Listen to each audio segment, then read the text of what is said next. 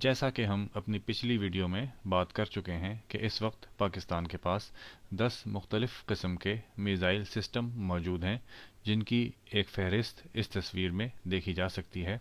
ہم باری باری ان تمام میزائلوں کے بارے میں تفصیلات اور ان میں ہونے والی ڈیزائن کی تبدیلیوں کے بارے میں بات کریں گے۔ تصویر میں نظر آنے والا ہدف 1 پاکستان کا پہلا میزائل تھا اور یہ 1989 میں افواج پاکستان کے حوالے کیا گیا۔ یہ میزائل تقریباً 500 کلوگرام بارودی مواد 70 کلومیٹر دور اپنے ہدف تک لے جا سکتا تھا۔ اس میزائل میں کوئی بھی گائیڈنس یا اسٹیئرنگ سسٹم نہیں تھا۔ یہ میزائل اب پاکستان کے زیر استعمال نہیں ہے۔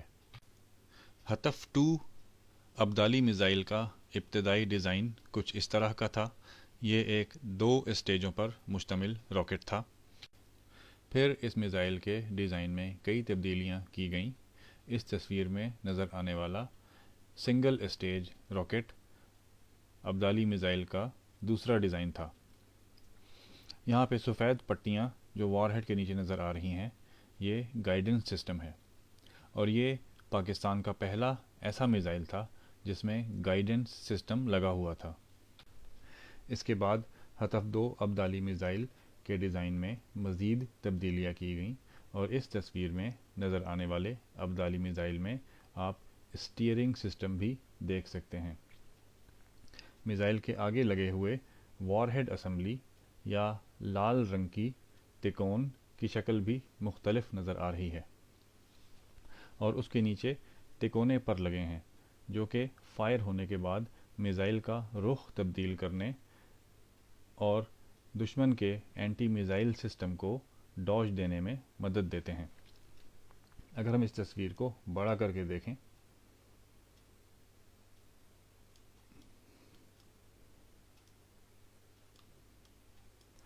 تو یہاں پہ دیکھا جا سکتا ہے کہ ان تکونے پروں کے نیچے ہنج لگے ہوئے ہیں۔ میزائل کے اندر الیکٹریکل یا ہائیڈرولک ایکچویٹرز ہوتے ہیں جو میزائل کے گائیڈنس سسٹم سے سگنل لے کے ان پروں کو گھماتے ہیں، جس سے میزائل کی وار ہیڈ اسمبلی پرواز کے دوران اپنا رخ تبدیل کر سکتی ہے۔ ہم یہاں پہ دیکھ سکتے ہیں کہ میزائل کی پہلی اسٹیج یہاں تک ہے جو پرواز کے کچھ وقت کے بعد باقی میزائل سے الگ ہو جاتی ہے۔ یہاں سے یہاں تک میزائل کے حصے کو وار ہیڈ اسمبلی کہتے ہیں۔ وار ہیڈ یا دھماکہ خیز مواد اس تکون کے نیچے ہوتا ہے۔ اگر ہم پرانے اور نئے ابدالی میزائل کے درمیان میں موازنہ کریں تو فرق واضح نظر آتا ہے۔ ابدالی میزائل کی اس تصویر میں ہم دیکھ سکتے ہیں کہ وار ہیڈ کے نیچے کوئی بھی تکونے پر نہیں ہے۔ یہ ابدالی میزائل میں ڈیزائن کی چوتھی تبدیلی ہے جو کچھ عرصہ پہلے کی گئی۔ ہمارا اندازہ ہے کہ اب میزائل کا اسٹیئرنگ سسٹم میزائل کے وار ہیڈ اسمبلی جو کہ اس حصے کو کہتے ہیں، اس کے اندر موجود چھوٹی راکٹ موٹروں کے ذریعے سے کیا جاتا ہے۔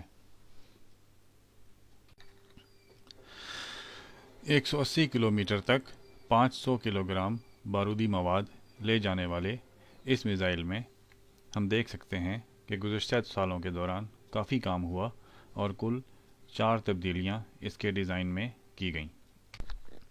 ہدف 3 غزنوی میزائل کے ڈیزائن میں بھی گزشتہ سالوں کے دوران کافی تبدیلیاں کی گئیں، جس کا اب ہم ایک جائزہ لیں گے۔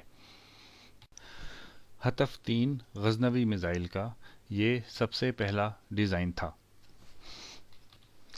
دوران پرواز میزائل کا توازن برقرار رکھنے کے لیے اس میزائل میں نیچے اور اوپر پر لگے ہوئے تھے۔ قریبی معائنے پہ ہمیں میزائل کے نیچے والے پروں کے ساتھ لگی ہوئی ڈیٹا انٹری پورٹ بھی نظر آ رہی ہے۔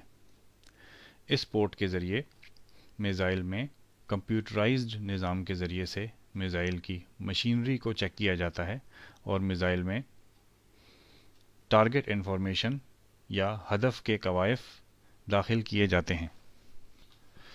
اس میزائل کی ایک اور خاص بات جو پاکستان کے کسی بھی اور میزائل میں نہیں، میزائل کے اوپر لگا ہوا یہ دھات کا ایک سریا ہے۔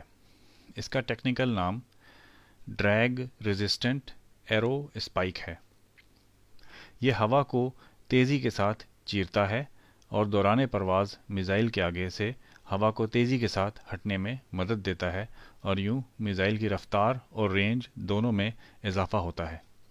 ڈیزائن کی یہ چھوٹی سی تبدیلی پاکستانی سائنسدانوں کی ذہانت کا شاہکار ہے۔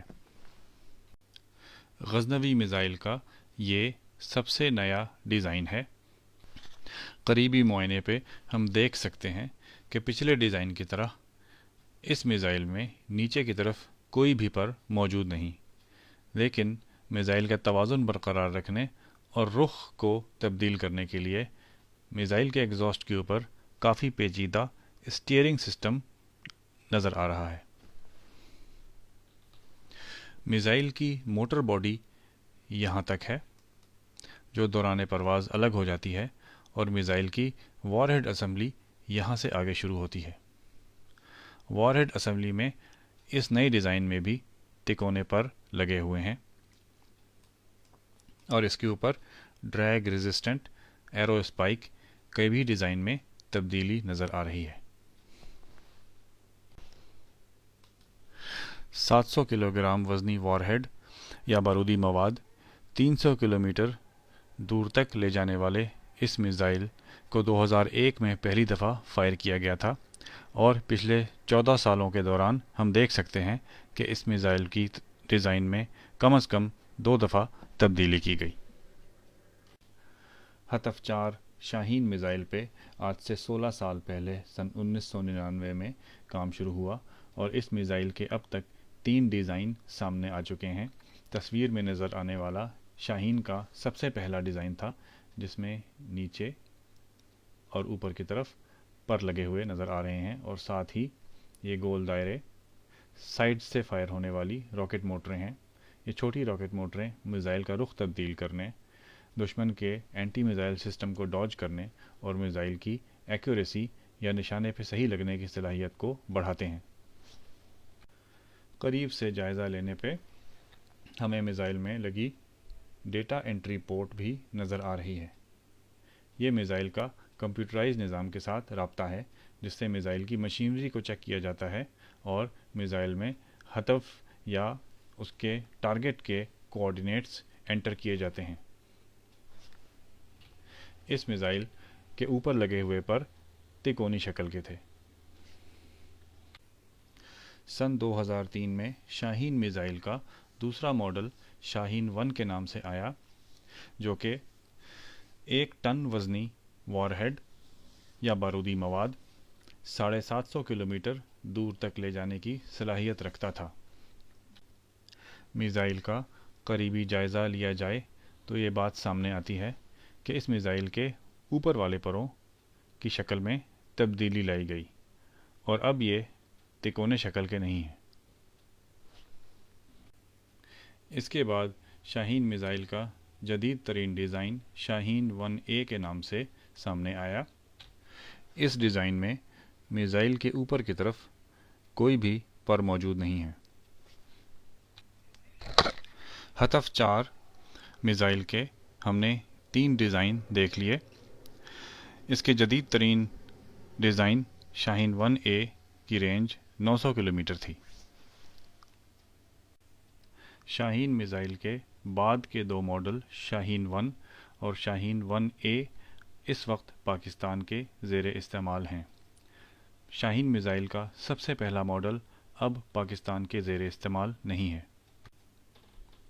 ہدف 5 غوری میزائل شاید پاکستان کا سب سے زیادہ مشہور اور جانا پہچانا میزائل ہے۔ یہ پاکستان کا پہلا دور مار بیلسٹک میزائل تھا اور یہ پاکستان کا واحد بیلسٹک میزائل ہے جو مائع ایندھن سے چلتا ہے۔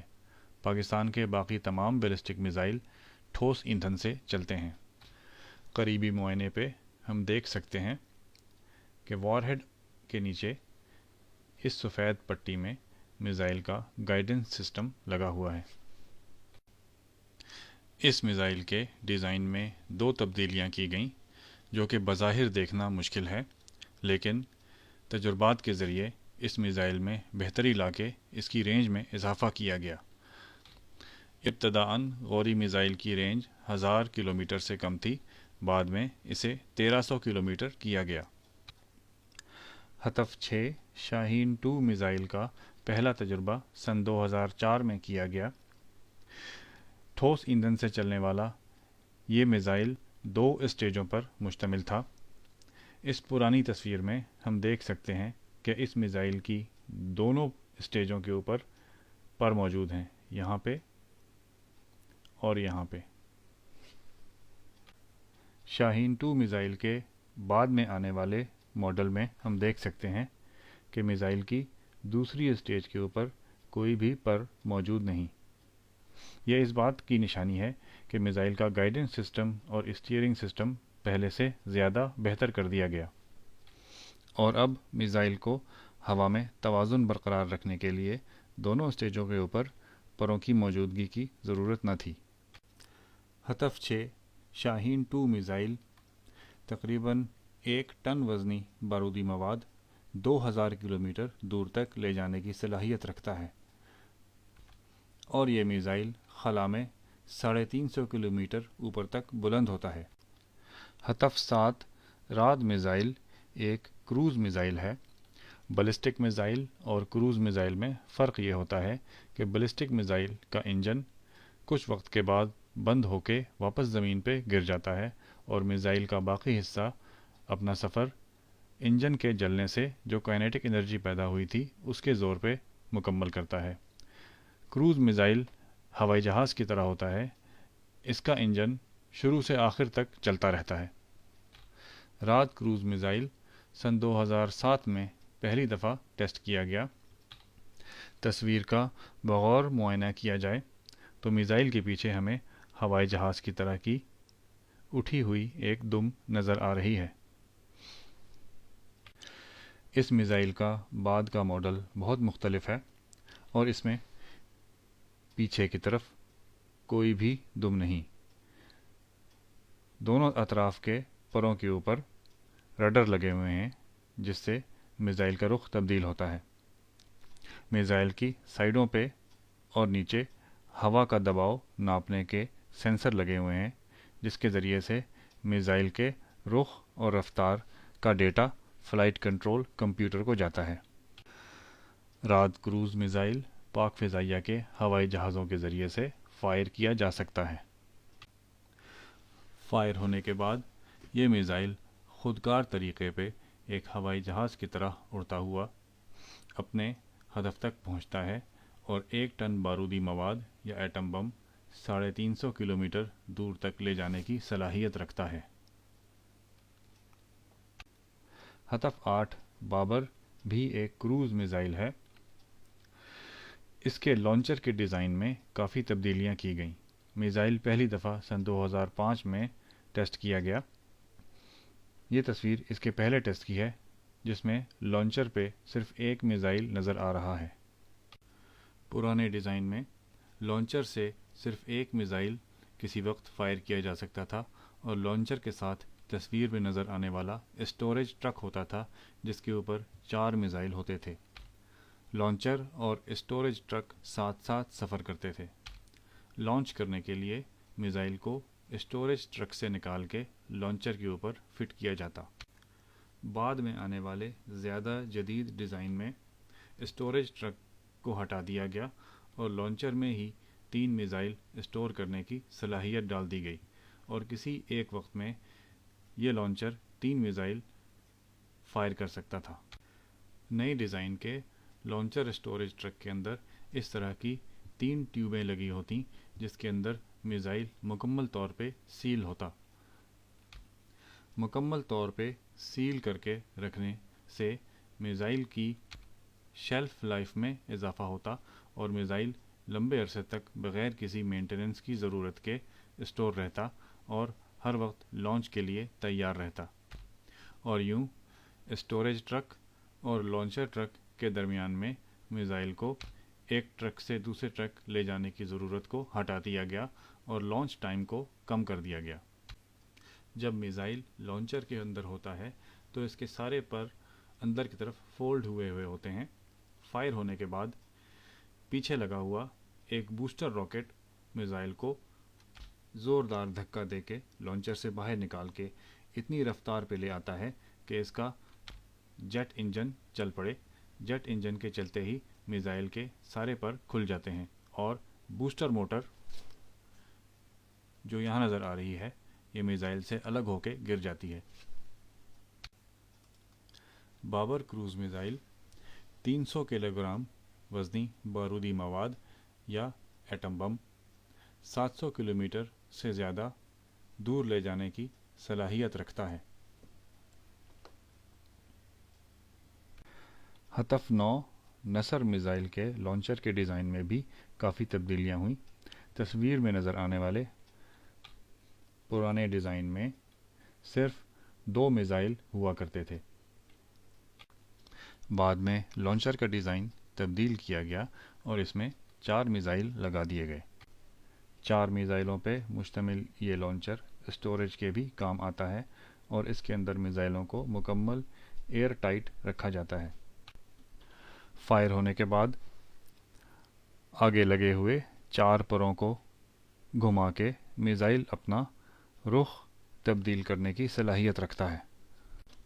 मिसाइल के वॉरहेड का करीबी मुआयना किया जाए तो परों के नीचे हिंज नज़र आ रहे हैं। ये मिसाइल 60 किलोमीटर दूर तक दुश्मन को निशाना बना सकता है और मिसाइल का लॉन्चर आधे मिनट में 4 मिसाइल फायर करने की सलाहियत रखता है। हतफ सीरीज़ का 10वां मिसाइल शाहीन 3 है जो अभी हाल ही में लॉन्च हुआ है। यह मिसाइल 2750 किलोमीटर दूर तक अपने हदफ को निशाना बना सकता है और इस मिसाइल को जब लॉन्च किया गया था तो ये 690 किलोमीटर तक खला में बुलंद हुआ। इस मिसाइल में पाकिस्तान के और मिसाइलों की तरह भारत के मिसाइल डिफेंस सिस्टम को धोखा देने की तमाम सलाहियतें मौजूद हैं और हदफ को ठीक ठीक निशाना बनाने के लिए बेहतरीन गाइडेंस और स्टीयरिंग सिस्टम